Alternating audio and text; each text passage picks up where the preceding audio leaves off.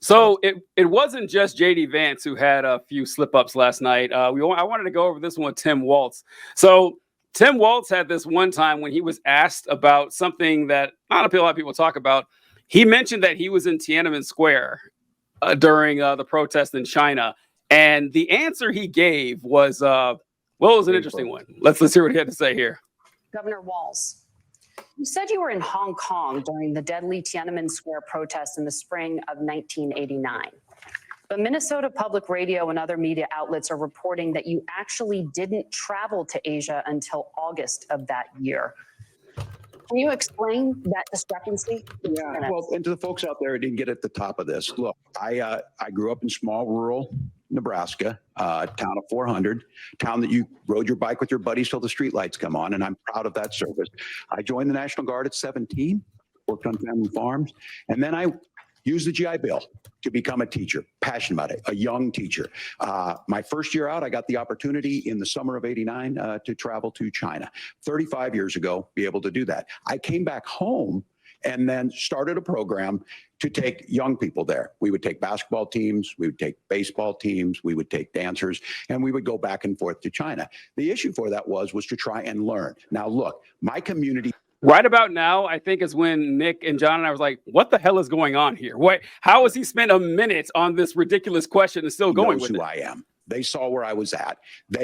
Look, I will be the first to tell you, I have poured my heart into my community. I've tried to do the best I can, but I've not been perfect. And I'm a knucklehead at times, but it's always been about that. Those same people elected me to Congress for 12 years. And in Congress, I was one of the most bipartisan people, working on things like farm bills that we got done, working on veterans benefits. And then the people of Minnesota were able to elect me to governor twice. So look, my commitment has been from the beginning to make sure that I'm there for the people, to make sure that I get this right. Folks, this goes on for another minute. It goes on for another minute of him just I remember, well, John, what were your thoughts when you saw this? I'll go to you first. Yeah, so it was just like, what are you doing, bro? Yeah. But afterwards, I was like, does it matter? Like this, it's such a weird question to have been asked. I do think he was taken off guard by it, and I don't think he prepped for it. And I think that he reached back into other like anti-oppo prep work that he's done, and that's why he fumbled so much over the answer. I don't think because it's a weird fucking question. It's one of those questions that's like the media treating both sides as equal is inherently biased towards Republicans because who gives a shit? He said he was in China during the Tiananmen Square protest in the spring. But he was actually there in the summer. Yeah. And it's like, oh, he wasn't there when the dude was in front of the tank. Like, bro, like this was a long thing. Like, it was still going on at the time he was there. Right. It just wasn't that specific event. No one gives a shit. And I just looked up search results, like Google Trends for Tiananmen Square, like 182 searches that peaked when he said that. Like that's it. Like this. Well, that's only because Tiananmen is very hard to spell. That's also true. I should have looked for all the misspellings. But I don't think that matters. Like, it's something that, Republicans might post on their mantle, but I don't think anyone really and I think anyone who's like pretending to give a shit. Right. I'm sorry. Right. Anyone who's saying they give a shit is pretending to give a shit. Right. There's no way you care. Especially if you're voting for Donald Trump. Like, it's I'm sorry. Go ahead. No, go ahead. Well, the Republicans are like basically getting really excited about this, that he's a liar, that he's lying. That's the point of this, because apparently they're claiming that and I don't know, I haven't looked into this, but they're claiming that he was there on the day. And that's the claim that he supposedly made, that he was there in the spring, but then he was just there in August in the summer. Like, and the August isn't even like the end of summer. It's just like, it's just August. So it's a stupid thing. And to me, Tim Walz seems to be like really embarrassed. Like, he seems like it's a gotcha that he kind of feels bad about. So he's like over explaining and like over defending himself. That's kind of how I took it. Yeah. Did your dad say anything about this? Was it one of the dunks that your dad used? I wonder. I have to check what. He will. He will. Well, yeah. So my first thought on this was, what he should have done? He should have was like, no, I was there. Just to say it, like, no, I actually was there. I don't give a shit what the people on public radio are saying in Minnesota. It's fake news. I was there. I challenge anyone to prove I was. He's incapable of doing that, TJ. Well, it wouldn't come across right. Like, yeah, you're right. Probably doesn't have it in him. But honestly, if he said that, what were they going to do? Well, actually, this person says you didn't leave till August. Well, they're wrong. They're wrong. I was there. I know. Were you there? I was. Because stop's cold, dead. What are they going to say? Unverifiable. Exactly. Like, yeah, and it's like, and play the same fucking game the Republicans do, where they're just like, oh no, actually, I think they are illegal immigrants. Pay some Chinese guy to say you were there. I know, right? Yeah, I'm a friend of Tim Walz. He was my roommate in March of that year. Just take a video of a Chinese guy speaking Chinese. Yeah, I was subtitle it with whatever English you want. So whatever you want. The Republicans will never even notice. No, that's right. Yeah, there's like, well, that's not actually what it says. Yes, it is. Yeah, just to deny reality like they do. Yeah. Do you speak Chinese? You trust? Oh, you trust? Now you trust the experts? Exactly. Yeah. Now you trust the translator at Duke University. Come on, those guys are bought and paid for. So what I really loved is the wrong word, but was really annoyed by was the ending right here. Governor, just to follow up on that, the question was, can you explain the discrepancy? All I said on this is I got there that summer and misspoke on this. So I will just, that's what I've said. That was very easy. That was very easy. If he'd have done that at first, boom, done. What can anyone say about that? Yeah, I was there during that time, not during the actual protest. That was like 50 days before I got there. There's a simple mistake on my part. No one could possibly hold that against you. Nobody. Go ahead, John. It's such a clear and obvious, like, he isn't, like, this isn't what he does. Mm-hmm. Because if you are used to debating, if you're actually like, this is something you do, there was a moment in that long spiel of his where he ended and then chose to keep going because no one else started talking. And whenever you do that, it looks so weak. Yes. It is like a cardinal sin of debating. When you stop talking, you decided to stop talking and you make them say something next. He just fucked that up. And, I don't think it matters at the end of the day, but like from a technique standpoint, he fumbled that bag hardcore. But he was like trying. He was just trying to do good. He was nervous, I know. And it's just not the same vibe at all that Vance gives. I mean, it's I will criticize the Democrats all day long. I am no friend to the Biden administration or really Kamala Harris, to be honest.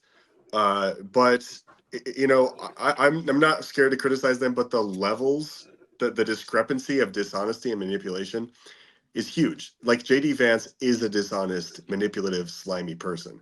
And then Walz is just kind of he's just awkwardly fumbling. So there's no, there's no comparison. That's all. Yeah, there's no one. This is kind of like why Biden won in 2020, that you had a lot of people who just despised Donald Trump and they hated him. Like, they wanted all the worst things in the world for him. He's very divisive, very polarizing. And you had a lot of that with Hillary Clinton as well in 2016. There was nobody who was like, oh man, that Biden guy, fuck him. I can't wait to take down Joe Biden. There's almost nobody like that. The Republicans pretend they're like that now. They try to create him as this Don Corleone figure, and that he's this this global entity. Yeah, this global entity. He's both a Don Corleone and a bumbling old man. It's a weird picture they try to paint of him. He's Vito and Fredo Corleone at the exact same time somehow. He's totally competent and really dumb. And so it doesn't work. And so the same is kind of with, like, no one really hates Kamala Harris. Nobody does. And even more so for Tim Walz. Like, you watch Tim Walz out there. I want to clarify, TJ. No one who's like voting against Kamala Harris for Donald Trump hates Kamala Harris. We hate Kamala. We hate Joe Biden. He's done a lot of things to piss people off on our side of the aisle. On the middle of America, I just can't imagine anyone gets their fucking feathers riled up about, I don't know, Build Back Better. Yeah. The blinding, incandescent rage that a significant portion of the country feels for Trump is not going to be reflected in Harris, and it's certainly not going to be reflected in Walz. So Tim Walz, and honestly, JD Vance, shockingly, for his small amount of time in the American spotlight, has managed to offend more people per day than any politician I've ever seen. So, it just wasn't going to work. So when Walz is caught in a lie, I mean, maybe I'm just looking at the rose-colored glasses here. I can see people thinking, buddy, what are you doing here? But also, and I've been caught in a lie too, and I've kind of flustered and gotten. And so I think that even with stuff like that, he still managed to, come out with a greater. I was actually kind of surprised to see that chart, John. That JD Vance did so well. I didn't think he did that well, but he got like plus 19. But that Walz got like a plus 13 or plus 14 or something. That was pretty. If you can't, it's hard to say anybody won definitively that debate. But the fact that both their numbers went up is good for both of them. And for policy, real quick on one. I wanted to share this clip of them talking about insurance, everyone's favorite topic. I know it's really, really fun, but let's see what, this was the part that I really enjoyed. Or did enrollment under the Affordable Care Act go up under the Trump administration? It's higher now. We've seen it go up. Look, people are using it. The system works. And the question about this of young people or whatever, that's the individual mandate piece of this. And Republicans fought tooth and nail saying, well, Americans should be free to do this. Well, then what happens? You think the individual mandate's a good idea? I think the idea of making sure the risk pool is broad enough to cover everyone, that's the only way insurance works. When it doesn't, it collapses. You are asking pre-ACA where we get people out. Look, people know that they need to be on health care. People expect it to be there. And when we are able to make it, and we are making it this way, when we incentivize people to be in the market, when we help people who might not be able to afford it get there, and we make sure then when you get sick and old, it's there for you. Because I heard people say, well, I don't want to buy into Medicare or whatever. Good luck buying healthcare once you get past 70. So look, the ACA works. We can continue to do better. Kamala Harris did that. The way she made everything better was negotiating those 10 drugs on Medicare for the first time in American history. All right, Rio, I want to go to you first with this, but did we lose him? Are you still there? Oh, okay, all right. So I'm good. What I remember thinking when this happened was this is toward the end of the debate, and when I think Walz was really hitting his stride, because I've seen a lot of people say this since the debate, was that the main strength of Tim Walz was his everyman charm and personality and his genuine authenticity when it came to supporting things that he believed in.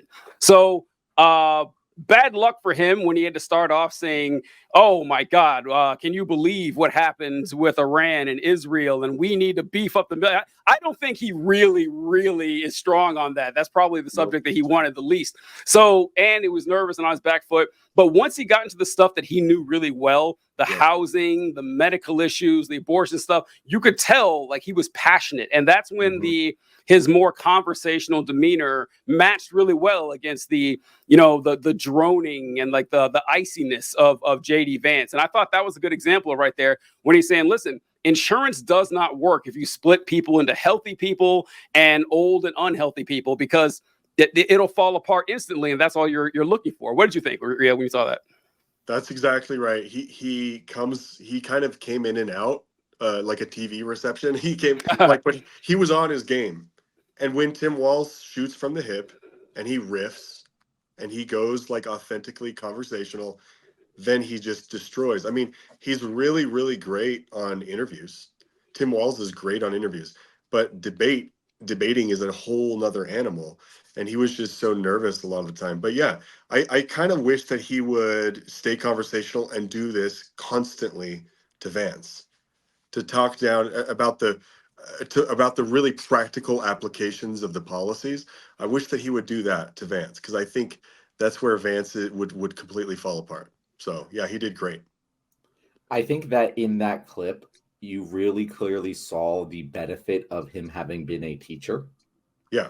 Because he explained that in such a succinct and normal person way, without sounding like he was talking down to the American people, but explaining, no, you need this in order to broaden the insurance base, in order for it to stay around. Like, it was very clear, it was very succinct, and it felt so much like your teacher explaining something to you. And I thought that was something that kind of came through throughout the debate is that teacher experience, that ability to talk above someone without talking down to them really came through the entire time. And yeah, sometimes he was bumbling and nervous because he isn't as experienced in this. But I think that the experience that he did bring to the table is the reason you saw a net fucking 37 favorability rating. Like again, I cannot overstate how impossible that number is. Like it almost seems like a typo. Like I could not believe that when I saw that number. Yeah. People don't care about his gaffes. People don't care. Yeah.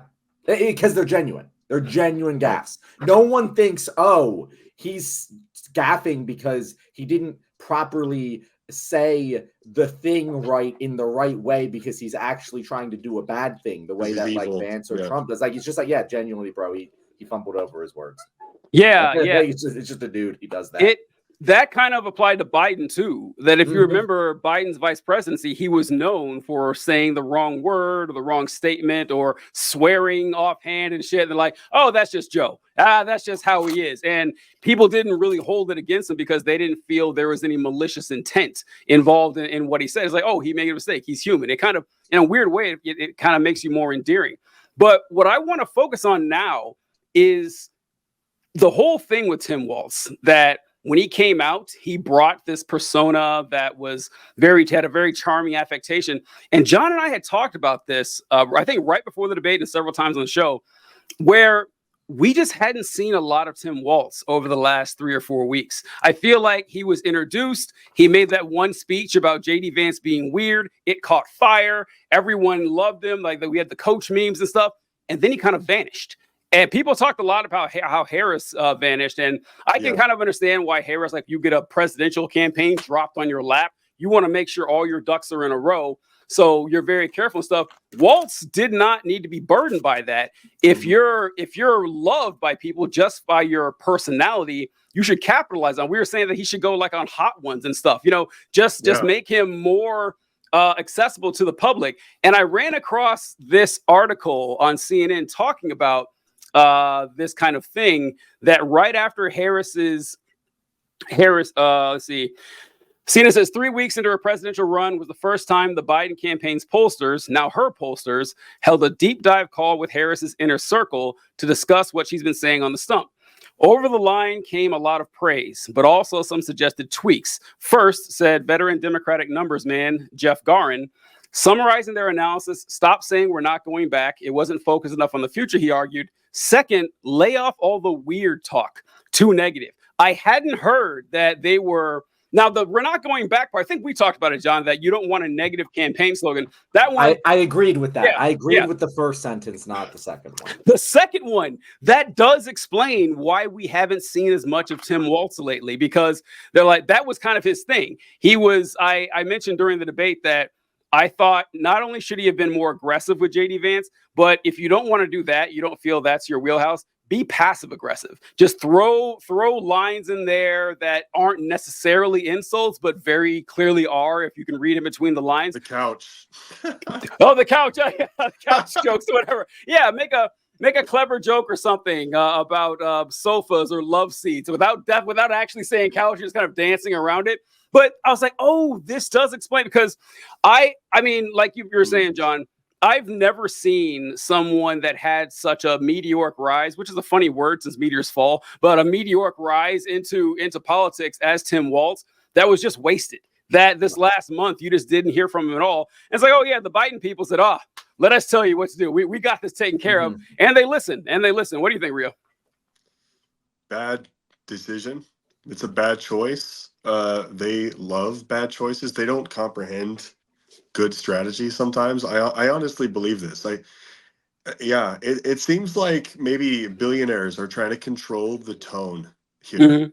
That's what I always think of. Maybe that's conspiratorial, maybe that's crazy, but I just I totally agree with you. He should have been going on Joe Rogan and smoking some weed. You heard it here first.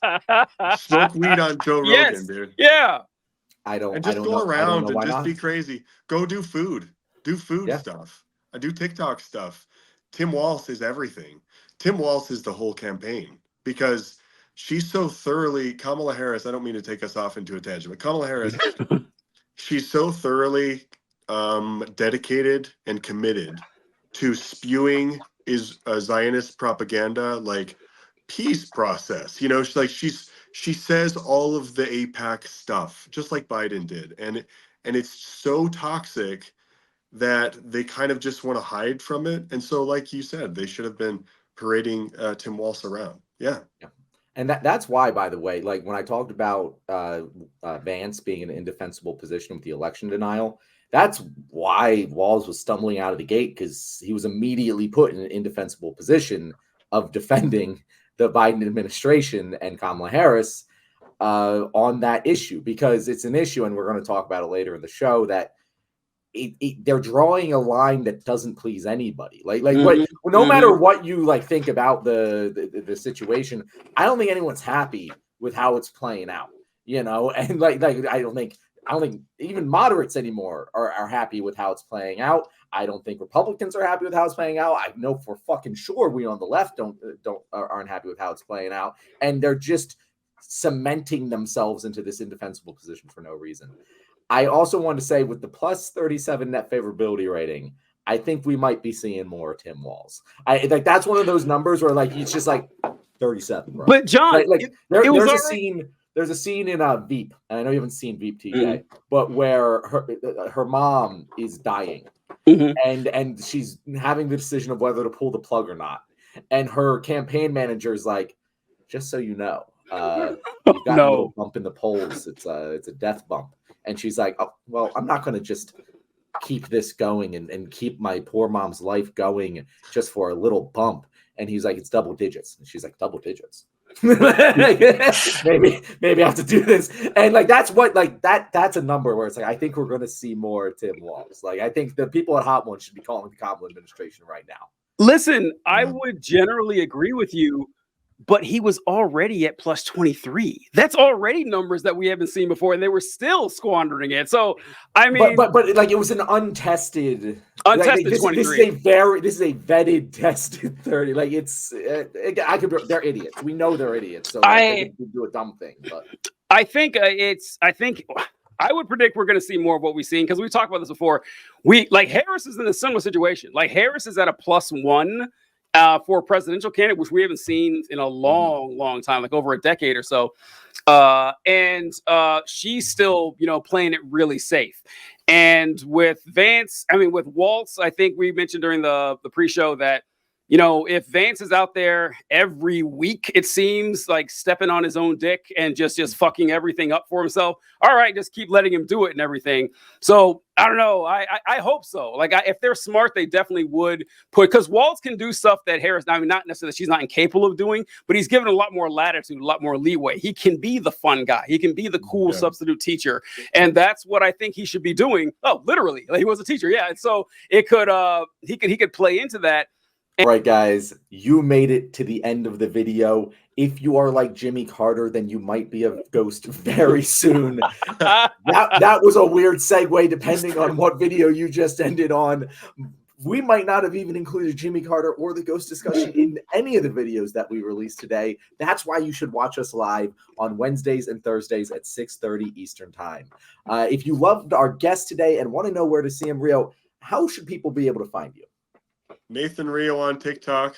It's just my personal account. Just share my thoughts about religious deconstruction, about deconstructing capitalism, and that type of stuff. Hey, we appreciate it, man. Thanks a lot for joining us, guys. We appreciate you as always. Check out Rio's content where he will not attempt to sell you anything. You have our word and hit, and we'll catch you guys next time. Later.